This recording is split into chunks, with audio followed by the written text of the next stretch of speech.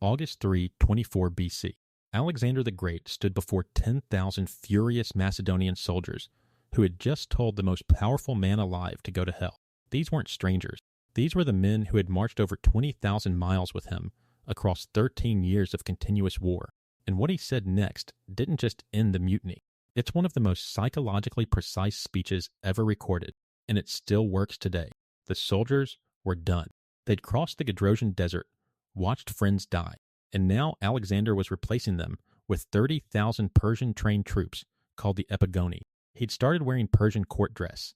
He'd demanded ritual prostration from his own officers. He'd promoted Persian nobles into command positions the Macedonians thought were theirs. So when Alexander announced he was discharging the elderly and injured veterans, the army snapped. They shouted him down in broad daylight. Someone told him to go fight his future wars with his father, meaning Zeus. They turned his claim of divine descent into a punchline, right to his face. This was the man who had never lost a battle, and his own army was cursing him in broad daylight. Most leaders would have retreated. Alexander walked into the crowd. No bodyguards. He personally identified 13 ringleaders, had them seized on the spot, and executed them. Then he walked back up and started talking. His opening line was a trap. As far as I am concerned, you can go wherever you wish. He gave them exactly what they demanded, and made it feel like abandonment.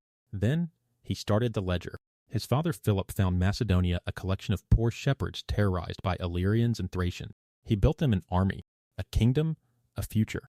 Then Alexander listed what he personally added: Egypt, Babylon, Persia, the Hindu Kush, the Indus River. He didn't summarize it. He named every single place, one by one. He told them he inherited fewer than 60 talents in the treasury and a debt of 500 talents from Philip.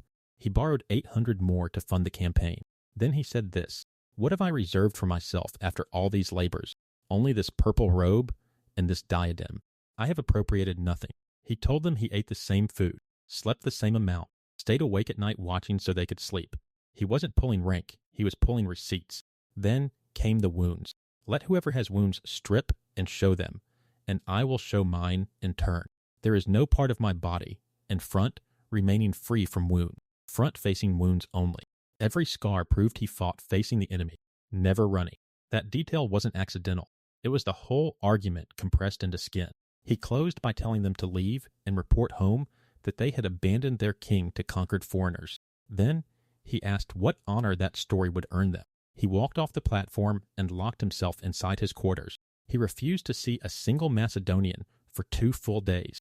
Instead, he invited only Persian commanders inside, gave them Macedonian titles, gave them Macedonian honors, let the soldiers watch their own replacement happen in real time. Within 48 hours, veterans who had been screaming in open defiance were standing outside his quarters weeping, weapons thrown down, asking to be heard. A senior officer approached weeping and asked forgiveness on behalf of the entire army. Alexander came out. He wept too, and just like that, it was over. 9,000 guests feasted together that night, Greeks and Persians drinking from the same bowls. The mutiny that nearly ended everything became the night that bound them together. He was 32 years old. He would be dead within a year.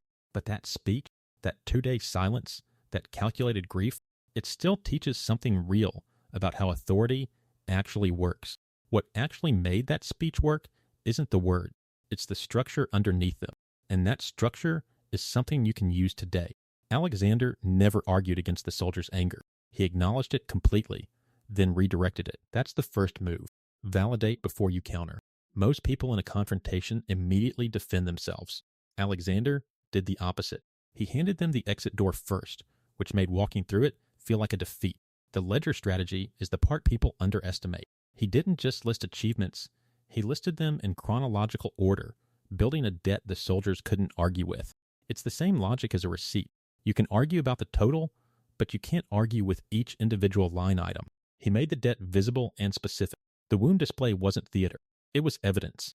He converted abstract loyalty into something the soldiers could see with their own eyes and recognize from their own body.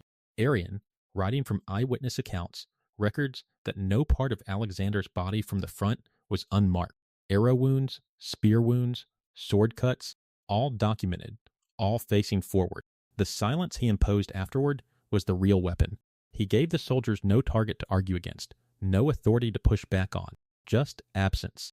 and its implication. Shame in Macedonian warrior culture wasn't a soft emotion. It was social death. Being seen as the man who abandoned his king was worse than any punishment Alexander could order. He understood that the story they'd tell about themselves mattered more to them than their grievances, so he gave them a story they couldn't live with. The marriages he'd arranged between 80 Macedonian officers and Persian noblewomen weren't just political. They were a physical demonstration that he believed in the future he was building.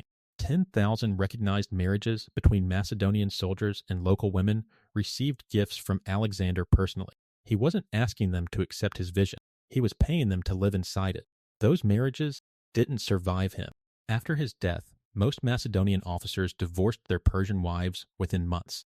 The empire fractured into 3 successor kingdoms inside a generation. That collapse tells you something about the speech's limit. Alexander could change behavior in a room. He couldn't change what people believed when he wasn't watching. Historians still argue about whether his tears at the reconciliation were genuine. Arrian himself doesn't resolve it. The honest answer is probably that Alexander didn't know either. That ambiguity is worth sitting with. The most effective leaders often can't separate their performance from their actual feeling. The role and the person collapse into each other over time. He was dead within a year. Babylon, June 3, 23 BC. Fever? Probably 13 days of declining health, then nothing. The greatest general in the ancient world, gone at 32. His generals immediately asked who would inherit the empire. His reported answer was the strongest. Within 40 years, everything he built had been divided, fought over, and partially destroyed. The Opus speech survived because Arrian preserved it 2 centuries later, working from Ptolemy's first-hand account. Ptolemy was there. He watched it happen from inside the crowd. What Arrian captured wasn't just a speech. It was a complete psychological playbook: escalation, accountability, vulnerability, shame, and silence, deployed in sequence with surgical precision. The escalation bridge from anger to grief to feast happened in under 3 days. That speed is the part that still surprises people who study it. 48 hours to flip 10,000 men. The debt relief he'd paid, 20,000 talents, had already been distributed before the mutiny. He'd already shown them who he was. The speech just made them remember it. That's the part that applies to anyone leading anything. The speech only worked because the record was real. You can't rhetoric your way out of a history you didn't build. The words mattered, but the scars made them credible. Without the wounds, the speech is just a very good argument. With them, it becomes something you can't walk away from. There's one detail about the Hyphasis River refusal that gets overlooked. That happened 2 years before Opus. Alexander had already lost an argument with this army once.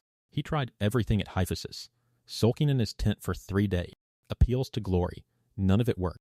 The army simply waited him out. So by the time Opus happened, he already knew sulking alone didn't work. What changed was the addition of a visible replacement. That was the new variable. The Epigoni weren't just a political statement. 30,000 young men trained in the Macedonian phalanx meant the veterans were genuinely replaceable. That was the actual threat underneath the speech. Clitus the Black had warned him years earlier, told him he was becoming a Persian king, not a Macedonian one. Alexander killed him for it during a drunken argument. That killing haunted him. He reportedly locked himself away for days afterward in genuine grief. The pattern of isolation as response to crisis wasn't invented at Opus. Parmenio's execution 2 years before Opus had already fractured trust with the old guard. Parmenio was Philip's general, the army's institutional memory. Removing him sent a message nobody forgot. By 324, the veterans weren't just tired. They were watching their entire world get reorganized around them. The speech landed into that specific wound. The closing line of the speech is the one people quote least. Depart, one word. After everything. He didn't ask them to stay. He commanded them to leave. But in giving them their freedom, he stripped them of something far more valuable, their shared purpose. He showed them how truly alone they were, without his grand vision. The feast afterward wasn't spontaneous.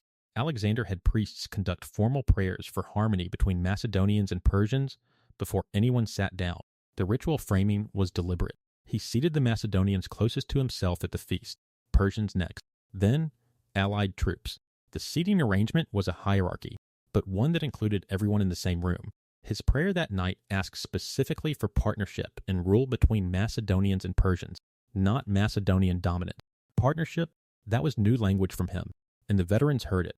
The veterans who went home after Opus received bronze statues in their home cities. Their children were exempt from taxes and military service. He paid the debt in concrete terms. Craterus led the discharged veterans back to Macedonia, 10,000 men. Alexander reportedly wept at the parting. Whether that was grief or relief probably depended on the day. The men who stayed weren't the ones who loved him most. They were the ones who had nowhere else to be. That's a different kind of loyalty, and he knew it. Nearchus, his admiral, recorded that Alexander spent his final months in Babylon planning an Arabian campaign, still moving, still building. The engine didn't have an off switch. The fever that killed him started after a long drinking party at a general's house. 13 days later, he couldn't speak. His officers filed past asking for a sign. He gave none. The army outside reportedly demanded to see him. They were let through in a long line. He acknowledged each one with his eyes. That was all he had left to give. The same men he'd faced down at Opus were now filing past his deathbed. The relationship had completed its full arc inside a single year. What the Opus speech actually teaches isn't about rhetoric. It's about the gap between what people say they want and what they'll actually accept when it's handed to them. The soldiers said they wanted to go home. What they wanted was to matter. Those are different requests, and Alexander answered the second one while appearing to grant the first. Every leader who has ever had to hold a fractured group together has faced the same problem. The words are the easy part. The record underneath them is the hard part. He built the credibility over 13 years. The speech spent it in one afternoon. That's the actual ratio.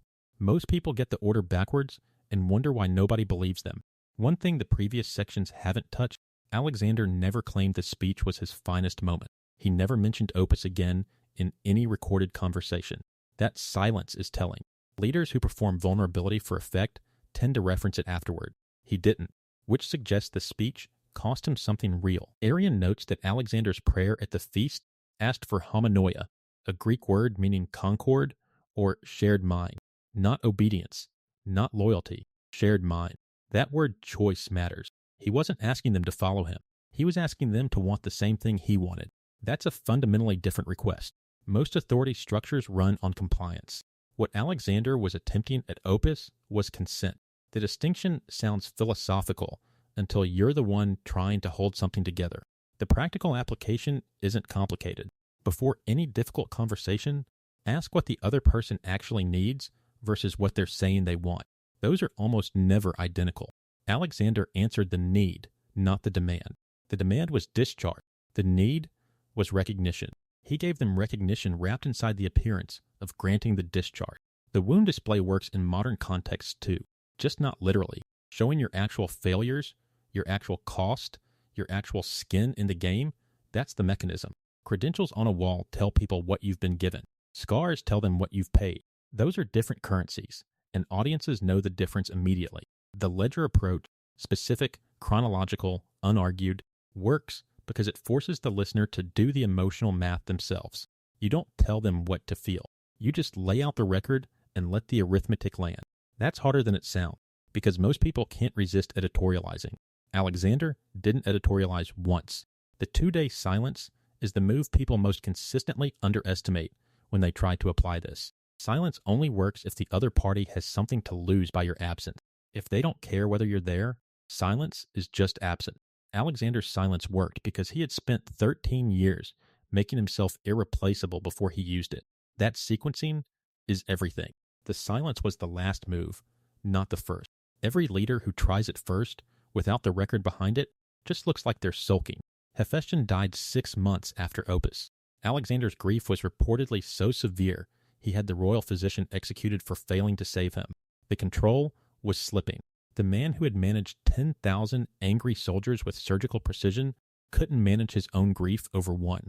That asymmetry says something honest about what leadership actually costs. The Opus speech is studied in military academies, business schools, and political science programs.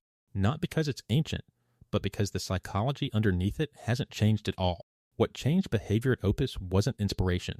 It was a precise sequence: acknowledge, account, expose, withdraw, replace, 5 moves, deployed in order, each one dependent on the last.